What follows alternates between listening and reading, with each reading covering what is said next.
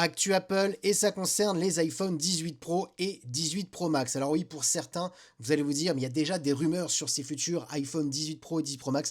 Bah oui, que voulez-vous, les gens sont impatients dès qu'il y a Samsung, Xiaomi qui annoncent un nouveau smartphone. Au bout de 2-3 semaines, souvent vous êtes là en train de me dire, mais c'est quand que le futur iPhone, le futur Samsung sort? Et pourtant, il y a déjà un nouveau smartphone qui est sorti. Donc voilà, c'est vrai que ça, c'est à cause des gens qu'il y a des rumeurs. Alors tant mieux, quand on est fan de technologie, c'est bien, on s'intéresse à toutes les rumeurs qui sortent, surtout qu'en plus, de plus en plus, souvent les rumeurs sont plutôt bonnes, hein. Les leaks sortent facilement, même Apple qui essaye de protéger ces news, bah, ils n'arrivent pas.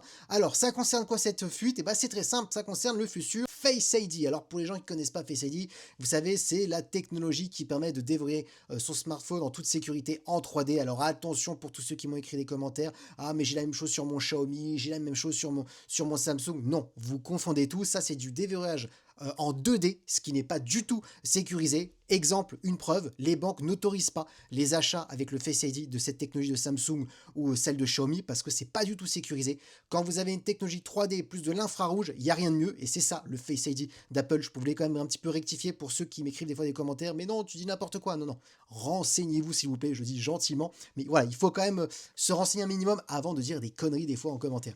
Alors, bien entendu, alors je suis pas là pour défendre la technologie d'Apple, juste pour donner l'info, la rumeur en tout cas qui a fuité.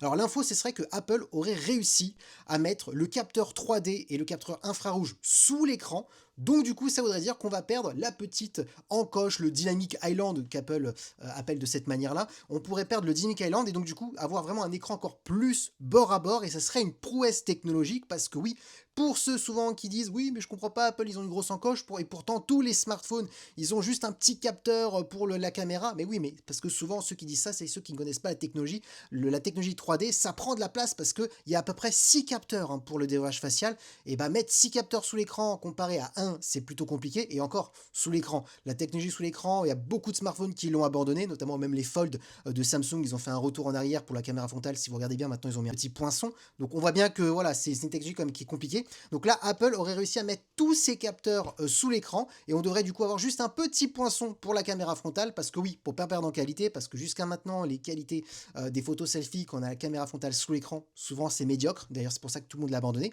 mais par contre c'est quand même une prouesse de devoir mettre les capteurs 3D infrarouge et tous les autres, je ne vais pas tous les citer, sous l'écran, donc c'est intéressant. Donc, oui, le gros changement l'année prochaine, ça sera un écran plus bord à bord, la caméra sera sous l'écran, bien entendu, on ne va pas citer toutes les rumeurs qui parlent, nouveaux processeurs, etc. Mais en tout cas, en termes de design, c'est ça qui va changer au niveau de la face avant. Dis-moi ce que vous en pensez du coup en commentaire.